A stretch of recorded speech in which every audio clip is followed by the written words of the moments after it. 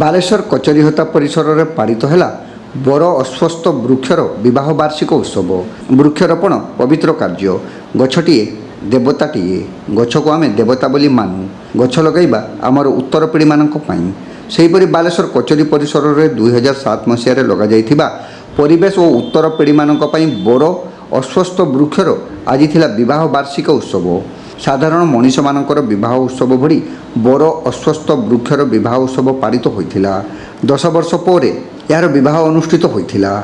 ପୁରୋହିତ ତ୍ରିଦଶ କୁମାରପତିଙ୍କ ପୂଜା ଅର୍ଚ୍ଚନାରେ ବାଲେଶ୍ୱର ଓକିଲ ସଂଘ, ଭେଣ୍ଡର ସଂଘ, ମହରିର ସଂଘ, ଦୋକାନୀ ଭାଇମାନେ ସମସ୍ତ ଉପସ୍ଥିତ ରହି ଆନନ୍ଦ ସହକାରେ ପାଳନ କରିଥିଲେ। ଏଥିରେ ବାର୍ ଆସୋସିଏସନର ସଭାପତି ଆଇନଜୀବୀ ମନୋଜ କୁମାର ନାୟକ, ଗଦାଧର ବେହେରା, ରମାକାନ୍ତ ଗିରି, ପୁରୁଷୋତ୍ତମ ବେହେରା, ବୁଲୁ ସୁତାର, ନିତ୍ୟାନନ୍ଦ ମିଶ୍ର, ଲକ୍ଷ୍ମୀନାରାୟଣ ପୁହାଣ, ପୀତାମ୍ବର ବରାଳ, ରବୀନ୍ଦ୍ର ସେଠୀ, ବସନ୍ତ କୁମାର ଜେନା, ରମାକାନ୍ତ ସାହୁ, ଲାଲମୋହନ ପାଣିଗ୍ରାହୀ, ତ୍ରୟନାଥ ବାଗ, ଦେବଜିତ ଜେନା, ପୂର୍ଣ୍ଣଚନ୍ଦ୍ର ପାତ୍ର, ରମେଶ ଦାସ ପ୍ରମୁଖ ଓକିଲ, ମହରିର, ଭେଣ୍ଡର ଭାଇମାନେ ଉପସ୍ଥିତ ରହି ସୁଚାରୁ ରୂପେ ସମ୍ପାଦନା କରିଥିଲେ।